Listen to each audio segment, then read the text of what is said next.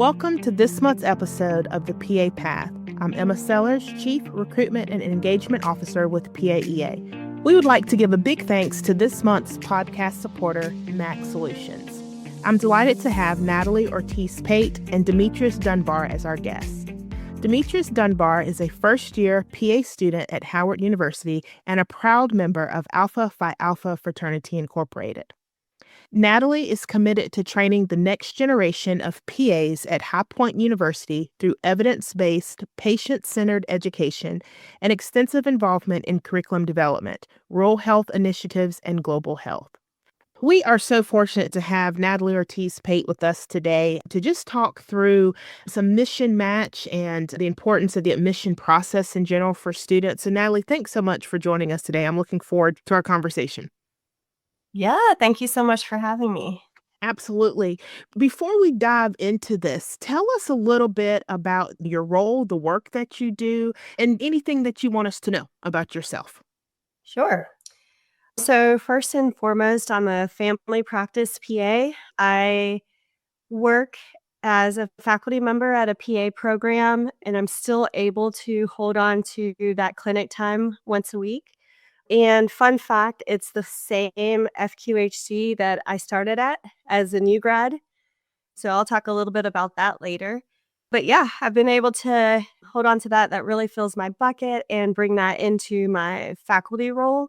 So I work on the clinical team at this PA program, and that really drives me. I love learning about the students and helping to guide them into their next position.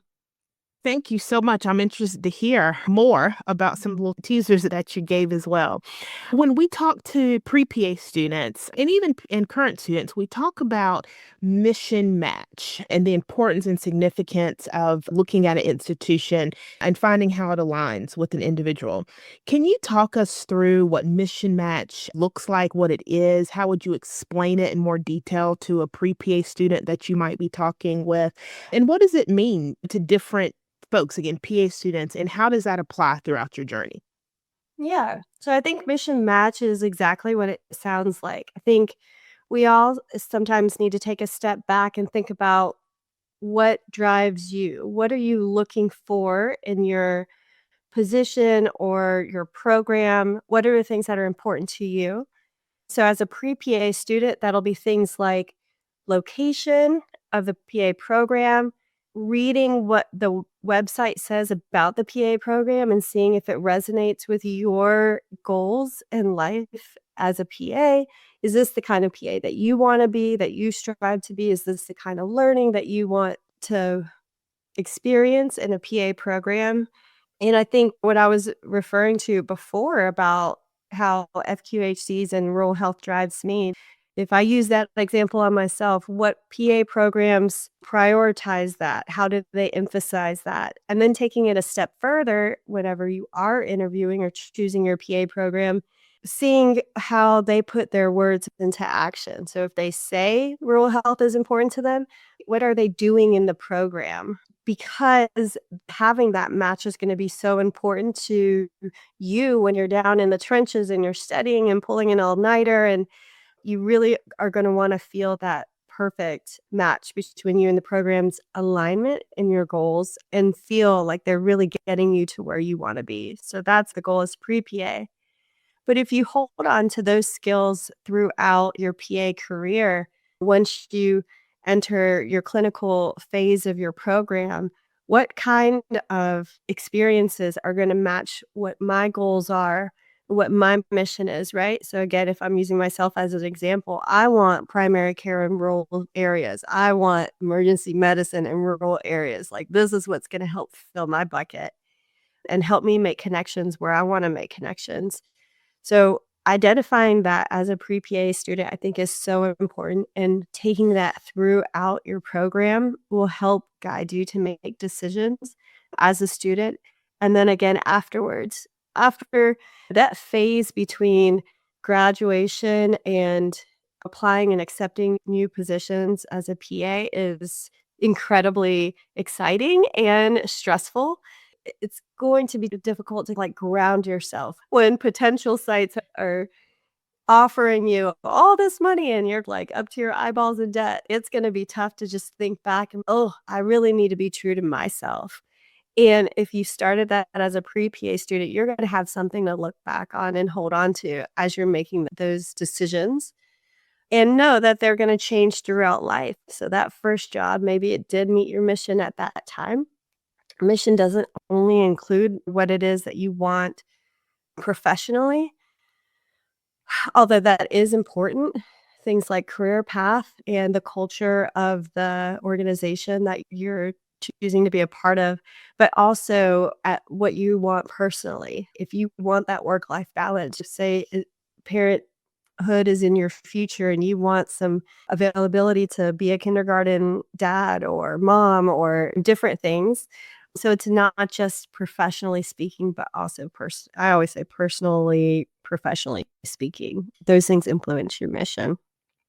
Now, you highlighted something that I think we overlook, or probably our students overlook, into just what you said, is that the excitement and this and of getting that new job and the money and all these other things, that the mission is personal and professional, and you can't lose that. And it doesn't stop. The mission match doesn't stop once you get into a program. It's this lifelong process that you have to continuously evaluate. And I love that you highlight that for our programs, for our students, excuse me. And building on that, you talk the mission matches is a priority, is something that we want to focus on. It's not just a one-time thing.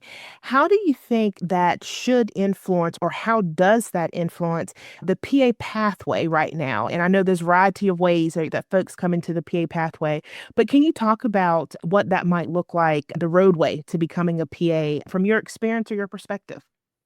So, yeah, I would start with pre-PA. I'm a big believer in these pipeline health programs that are, I feel like, quiet programs. And I say quiet because I don't see a lot of advertisement around them, but there's a lot of great universities that have these like pre-health summer programs that you can be a part of. And they often form sort of a pipeline. So if you're in undergrad right now, I would encourage you to look into your universities, current universities and local universities, and look into these programs that help start guiding your pathway into the PA career. So I would start there. I would think again about what kind of PA you're looking to be, not just dermatology or family practice, but aspire to shadow and look at careers like medical assistant or paramedic with health professionals that exude the kind of characteristics that you want to have as a provider. So we're talking about things like empathy, we're talking about things like compassion, we're talking about those providers that excel at having those difficult conversations, because all of us as PAs are going to have these difficult conversations with patients, and it is an art. And it's hard to learn in PA school, but just having those experiences shadowing as a pre-PA student. So I think it would start there. What kind of PA do you want to be?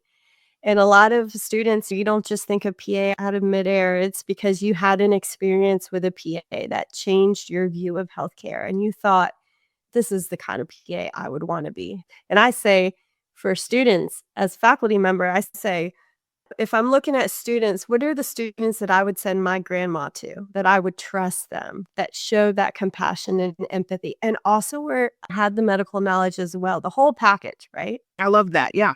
Yeah, so find that when you're shadowing, start molding yourself to become that PA that you look up to, and take that with you to school. Like think about when you're doing your interviews, ask those questions back to the interviewers when they're going to ask you. You look it up on the internet. There's questions for how to prepare for a PA interview. There's questions they're going to ask, but you can ask those back. How does your faculty, how do they show empathy? How do they show compassion?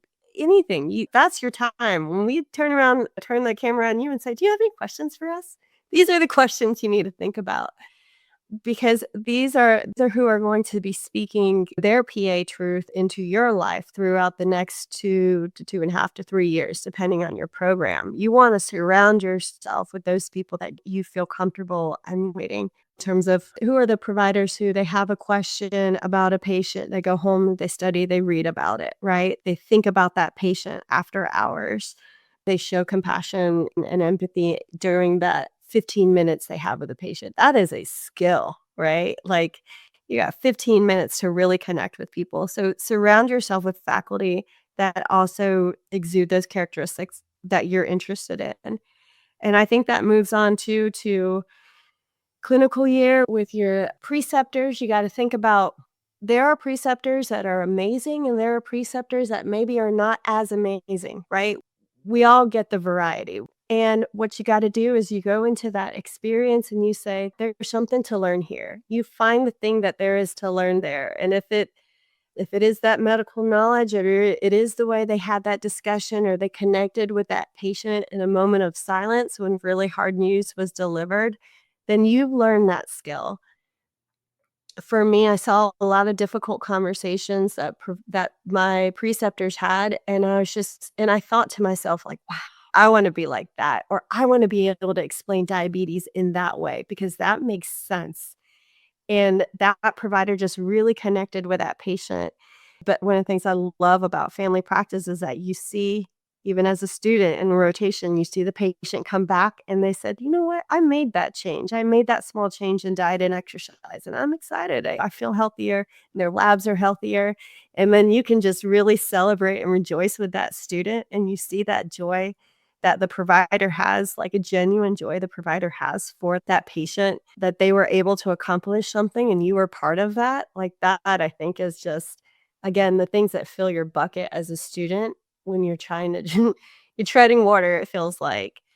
And then, of course, afterwards when you get that new job. So one of the things that I do is research on new graduate onboarding. And in that research, we found that there are certain things that are just really important for that new grad to have in that first job. And there's a list of them, and I encourage you all to look at them and ask about them in your job interviews. But one of the things is having this alignment with the organization's culture, because I'm telling you, the way that healthcare is moving, you gotta see patients, you gotta see them with a quickness. Like I alluded to earlier, you got 15 minutes to figure out and provide the best care and be the best PA. And you have to be on the same page with that organization or you're gonna start feeling kind of resentment. So that's a possibility, and it's a big thing, I think, in research and just thinking about professional satisfaction, job satisfaction. Knowing what's important to you and knowing what's important to that organization, if that's aligned, you and your leaders are gonna feel like partners, that your goal is really to really improve patient outcomes, and you're not gonna feel like the patient's just a number, and the patient's not gonna feel like they're just a number. But if you're not aligned in that way, again, I feel like resentment will start building, and you're just not going to feel that professional satisfaction.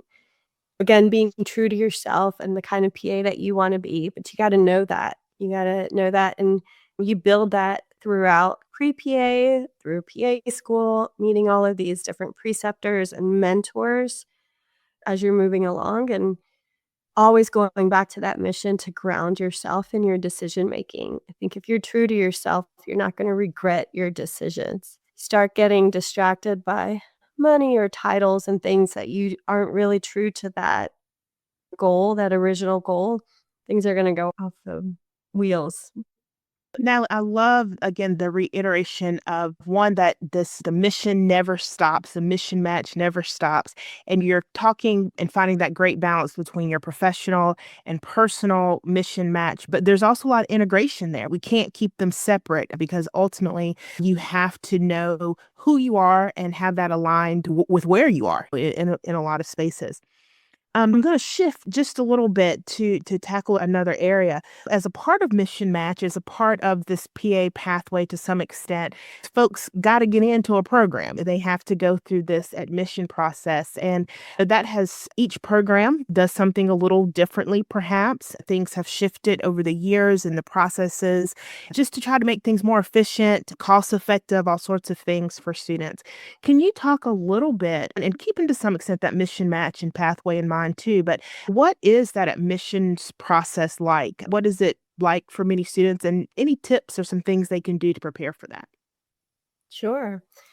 I'd like to say that by the time you get to the interview process, you should, and I tell my interviewees this too. I know you get really nervous, but take a breath and take it all in. Like you've accomplished a lot and you deserve to be in that position where now you've made it to the interview round. So take a breath and be proud of that and find that joy because sometimes it feels like a rat race. You're just going. When you're able to do that, I think, and clear your mind a little bit, you're in a better place to really, I guess, show your colors to the interviewer and be yourself, right? So at that point, your grades, your GRE, your clinical experience is your personal statement, all those things contribute to getting you to that seat. And us as interviewers, we're now looking at who are you? What do you bring to the table? Do you align with our program's mission?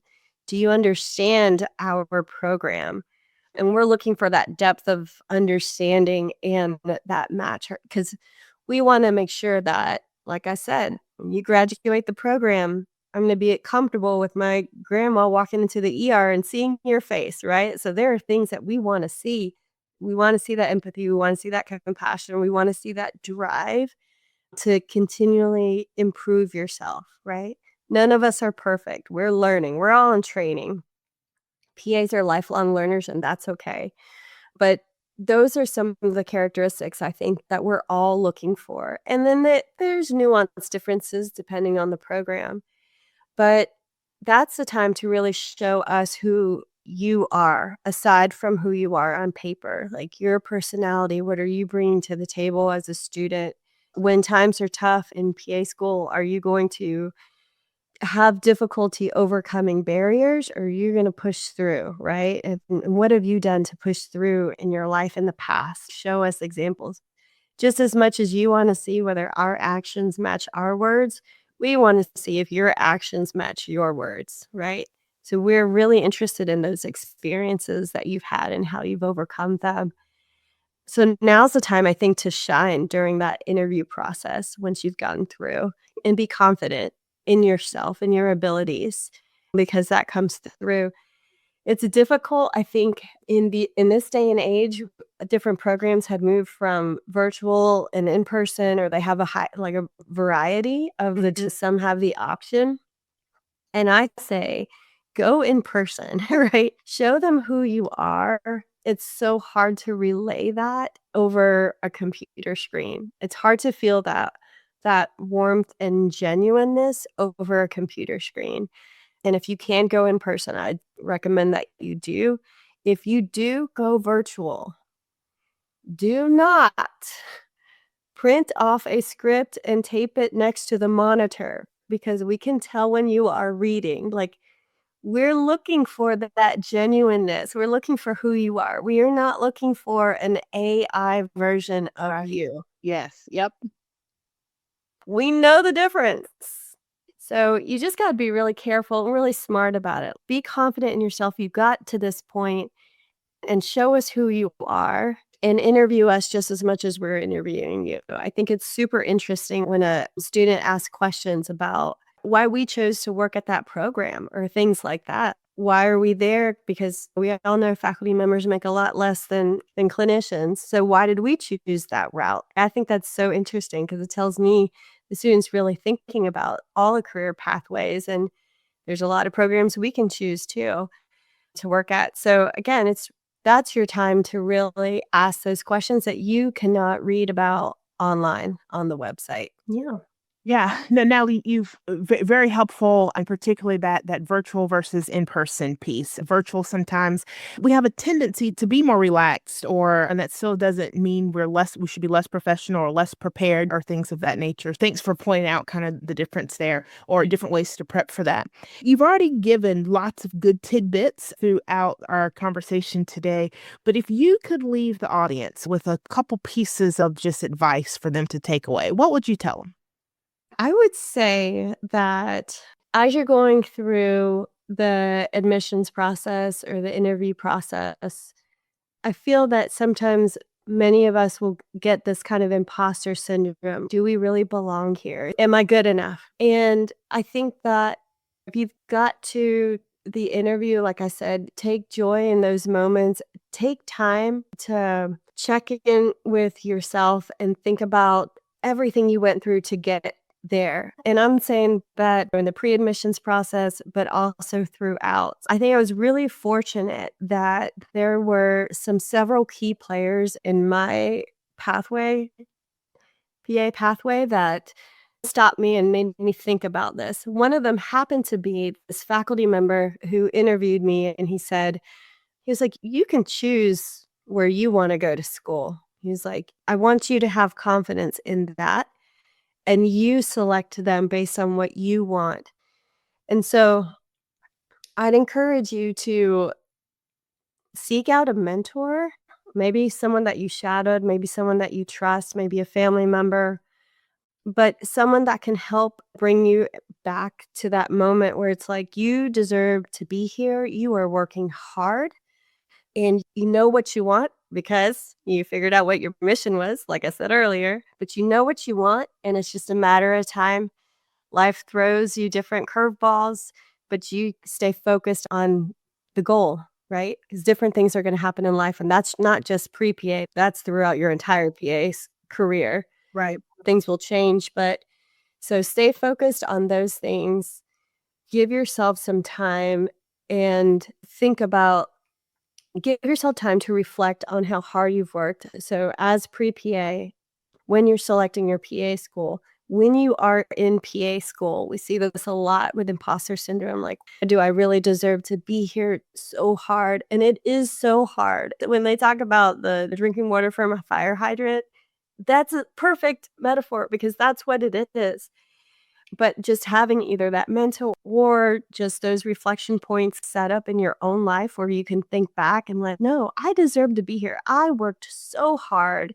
I did all the things. They chose me out of thousands of applicants. I deserve to be here, and help that give you strength to move on to the next point. So whether that's clinical year or that's getting your first job, like you deserve that. You've worked hard. You deserve that. Take time to reflect on that and help that give you confidence to move forward and stay true to that mission that you have set out for yourself. Yeah. No, I couldn't have said any of that any better or differently. Just phenomenal advice to that imposter syndrome. We all know how that creeps in throughout life, and wonderful advice on those ways to check it in many ways. Nathalie, thanks so much for your time with us today, sharing your experience, your background, and leaving our audience with some good nuggets to move forward. So again, just appreciate it and love to work with you always and look forward to how we can continue to do good work together. Thank you so much. This has been such a pleasure. I really hope that some pre-PA or current students or even new clinicians are listening out and they can take some of this with them as they move forward and feel that confidence and do those reflections to really be the PA that they want to be. Thank you so much. Let's take a quick break for a word from this month's episode supporter, Max Solutions. Want to elevate your PA program? Max Solutions offers expert workshops tailored for PA education success. Our specialized workshops address the unique challenges of PA education, understanding ARC PA standards, improving student success, developing your faculty, or raising PANCE pass rates. Choose from 1 or 2 day formats, virtual or in person. Ready to revolutionize your program? Head to macconsultingsolutions.com. That's MACONSULTING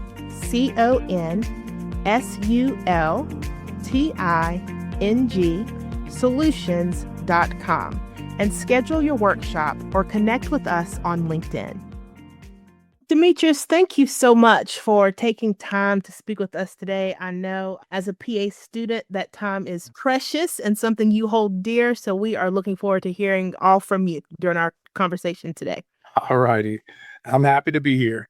Absolutely. Before we jump into some things that really highlight your experience as you navigated the PA process, just tell me a little bit about yourself, whatever you're comfortable sharing about your background, your current education, and what's going on with you. Alrighty, my name is Demetrius Dunbar. I'm currently a second semester PA student at Howard University's Physician Assistant program. So I'm currently within my didactic year, soon to be approaching the end of this semester. I'm happy about that, excited. It's been a road here, but we're making it. We're doing well. I'm originally from the south side of Chicago. I moved to DC back in August of last year. Moved here from Nashville, Tennessee, where I lived the last 4 years. And yeah, so now I'm here. I'm in my program, and I'm really excited. It's been a great journey so far, and I'm excited to see what the future holds. Awesome. No, thanks so much for that. So you've done a little bit of traveling on the Mhm. road to get you to DC. Yes. Can you tell me a little bit? So we talk about mission match when we talk Yes. pre-PA students and, how to look for the institution that really aligns in multiple ways with yourself and some of your beliefs. Talk about how Howard aligned with you about that mission match and how you chose that to be your right program. Okay, so I guess I'll start with a little bit about my journey of how I got into wanting to become a physician assistant and how Howard's mission aligned with why I got here. I know I wanted to work in healthcare. I just didn't know at what capacity. So I started off, my degree was in community health with a focus in health planning and administration. So I was looking towards the business side of healthcare prior to jumping into the field. But I realized working in that field and being at a desk wasn't quite suited for me. It's not quite how I wanted to be impactful to my community and how I wanted to engage in healthcare. I didn't want to push papers. I didn't want to be at a desk 24/7 and in meetings all the time. And I wanted a little bit more out of it. And so I stepped out and got in a little bit into mental health starting off. And I started off as a mental health technician, which I did for about a year and a half. I really enjoyed mental health, but I wanted a little bit more too. I wanted a little bit more hands-on rather than just doing like day work. I was doing like group work, breakouts with the teens and youth, just trying to help the at-risk youth within the mental health sector. I want a little bit more. So then I stepped out into cardiopulmonary health, where I became a patient care tech on a cardiopulmonary unit. I did that for about 2 years, and that was more like CNA type work. So I got to be a little bit more with my patients, helping out a little bit more from cleaning and ambulating and just moving my patients around. I really got a lot out of that. I started to feel the field out of medicine a little bit more, and I realized that I did like that one-to-one on with the patient and being able to actually physically help a patient. So I started to move on from there, and I stepped over into a little bit of dialysis. I did dialysis for about 2 years with DaVita. Loved that experience. That was an amazing experience. However, my clinic started to shut down and they moved us along. And then I moved on from there and did about 2 years in emergency medicine back in Nashville, which is where I found and completely fell in love with the field. Just the fast pace, just being able to learn so much, seeing a wide variety of patients, and just building on my skill set and knowledge from working in that space. I knew that I wanted to be here. And so I started to seek out just what field of work I wanted to go into. And I ran into a few physician assistants that were working there, as well as back in dialysis. I had some really good mentors there who were working, and I just loved their work. I loved the balance in their schedules. I just love that they were able to still have a life as well as while working in this field. And I loved everything about it. And it got me to where I am today. You've highlighted so many things that we talk about often in this PA path. How folks find out where they want to be. Sometimes you find out where you want to be by doing something that you don't really want to do. And it kind of comes out and you get to see different aspects of work there. And you highlighted something you just said it. The mentors that you had were some were PAs and some of the folks that you connected with in your experiences were PAs. Can you, if you're comfortable, talk a Yeah. little bit about what those relationships were like, what you gathered, just what's most meaningful to you from some of those connections you made? I would say just their support.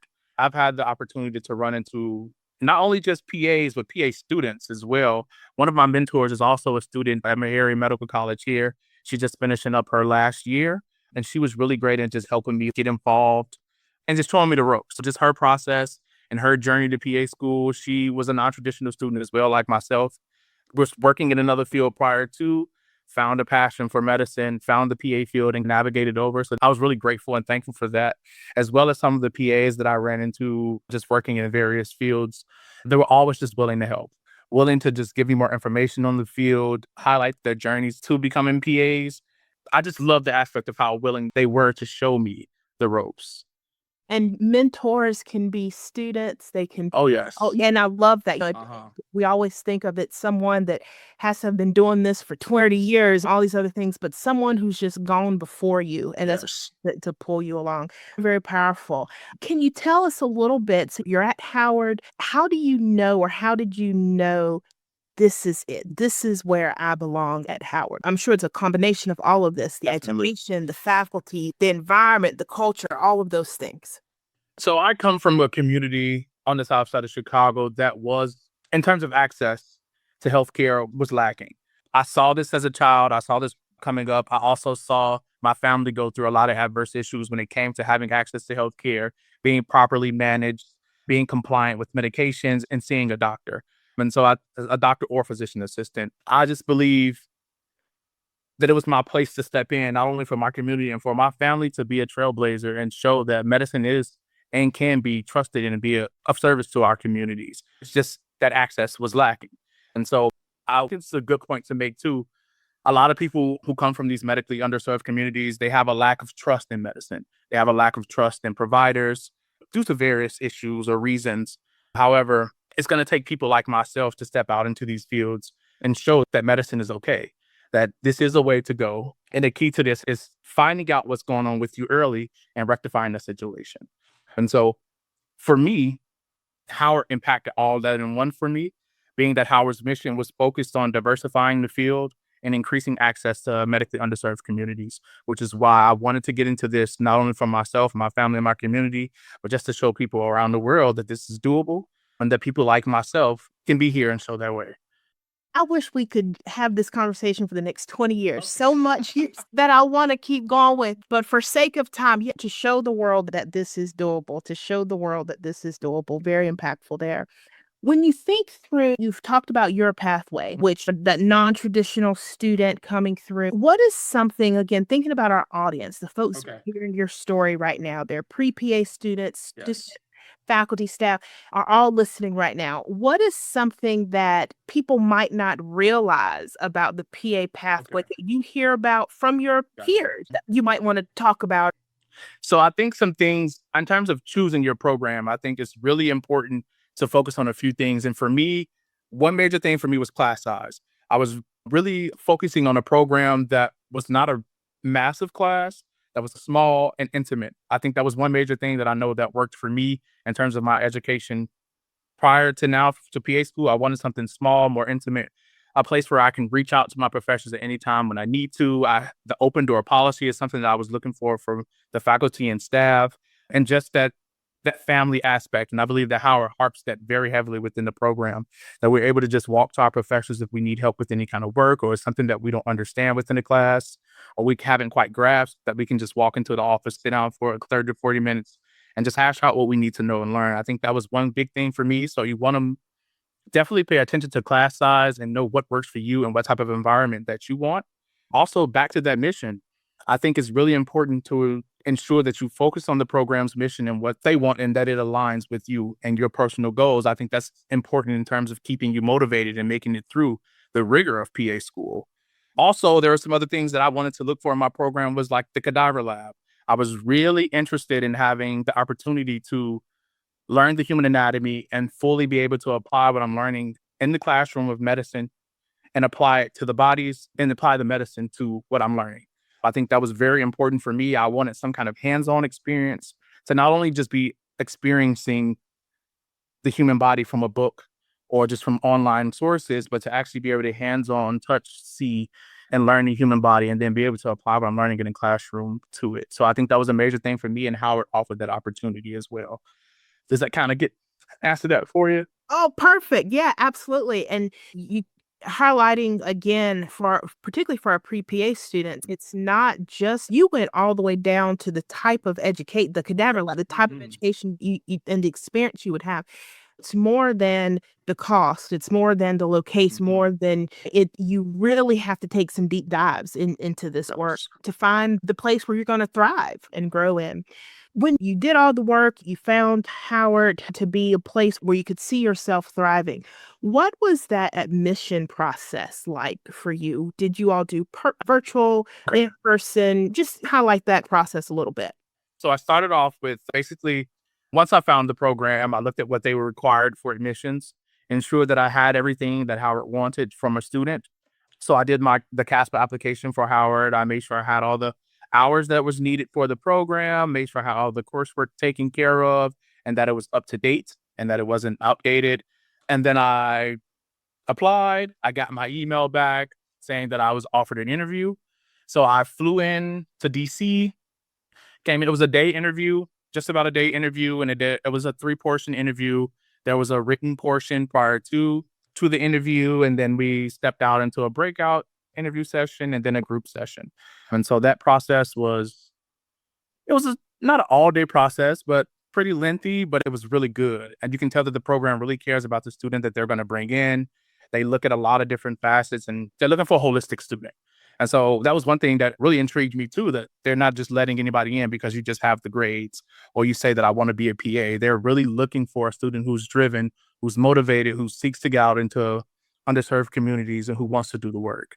And that's the type of people in the environment that I wanted to be around, which also maybe come to Howard. No, I love it. And the school is interviewing you and you're interviewing them. Doesn't mean you are a product of that institution. You're going to proudly carry their name throughout your profession. So you've already given lots of good tips and things for folks to consider. If you think back to your last year and a half through this process to where you currently are now, if you had some pieces of advice through that holistic experience that you have, that you could leave with, again, any member of our audience, what's some things that you definitely want people to consider as they're starting to think through this process? One tip that I would say is just be yourself. And what I mean by be yourself is don't forget where you come from. I think that's important because it's what made you who you are today. It's what admission panels want to see. They want to see that you're going to be yourself. And they want to know more about you before admitting you to that program. A lot of these programs are, especially Howard's program, is big on like building a family within this as well. This is not only just a network, but it's a group of individuals who are going to step out here and be change agents in communities. Some people step into these interviews and they want to throw all the showboaty stuff to try to make yourself seem a little bit better or just to that this is what I have or this is what I can do. And sometimes people lack that originality. But I think that's really important when it comes to interviewing and letting admissions counselors see who you are and the type of provider that you're going to be. And so to hide yourself blocks your passion for it. And it's very easily to be read through and people can see that. So I want people to just stay true to who they are and know that where you come from it's you. And it's going to be a good add to the interview process, as well as networking early. I think that's a very important thing for pre-PAs. Try to get out, meet as many PAs as you can. Try to step out to conferences like the PA conference, which I did in Nashville a few years back, which is where I met two of my mentors, just stepping out. And I went out on a limb. At first, I was struggling to find some PAs who were willing to take me on as a mentee. And so I stepped out one day. I went to the conference and ran into a lot of really good people who are willing to help. And so network early. I think that's the major key, as well as I would say, while in school, one major thing too, I want students to know once you get in and you're admitted, the work doesn't stop. What I would say too is prioritize your mental health. The schooling can be rigorous at sometimes. It's so much stuff to do. And sometimes you can lose yourself within the work. So prioritize taking that time out to step away with friends, taking that little break that you need. Maybe it's an hour, 30 minutes a day just to relax, rebuild yourself, get yourself together, collect your thoughts, and then step back into it. I think that's really important. Try to do some things that you did prior to being in school. Like for me, I swim. It was like something I did on casually and I like to do it. It helps me clear my mind. So sometimes I'll step away and do that. So if you work out or you just want to go hang out with some friends, take that time. It's okay to take that time and then get back to the work. I think that's important to keep going, as well as when you're moving and you're choosing your program. I do want you to also take into account where you're moving to. I think that's really important too. Make sure you have some kind of support system, if possible, in whatever place that you move to. I think that was big for me moving to DC. I knew that I did prior to moving here, had some friends from college who were in the area and working and living life. And I thought that was really good for me because I don't have much family up this way. So just to have that rapport, and at times when I did want to relax or have that space, I knew I did have friends to lean on, reach out to get me away from the school setting for a little bit, to breathe and just recoup. I think that's important. So that's important to take into account too when you're moving, as well as the cost of moving. The process of moving is no joke. It can be expensive. It can be expensive. So plan for that. While you're building your prereqs, build some kind of savings, try to put some money away. It can be really difficult to move. So take that into account as well. And that you don't know when you'll get in or when the application process or your acceptance will come. And sometimes you only left for 2 to 3 months to move. So you want to have something set aside so that once the opportunity does come about, you're able to move and not have too many struggles. Demetrius, amazing. I am just grateful that you found Howard and Howard found you. Yeah. And I'm excited for the PA that you are going to be as your whole self. We absolutely need you. Even just your energy and your passion is so contagious, even just through the podcast. Just truly looking forward to all that you are going to accomplish in this profession. 100%. So thank you so much for, again, taking time out of what I know is an incredibly busy schedule to just share a few minutes of delightful information for our listeners. And again, we just grateful and just look forward to who you're going to be in this profession. Can't wait to see it. Thank you so much. I appreciate that. Thank you guys for having me as well. Absolutely. We appreciate Nathalie and Demetrius for joining us, and thanks to everyone for listening to this episode of the PA Path. We would like to give thanks again to this month's episode supporter, Mac Solutions. For more information, visit them online at macconsultingsolutions.com. That's MacConsulting solutions.com. Before we go, I'd like to highlight the PAEA resource of the episode, which is the CASPA Program Directory. It is the best guide to PA programs for prospective PA students. It provides detailed information about tuition, curriculum degrees awarded, entrance requirements, and much more for each of the accredited and developing PA programs in the country. Join us each month as we speak with leaders in our profession, both nationally and worldwide.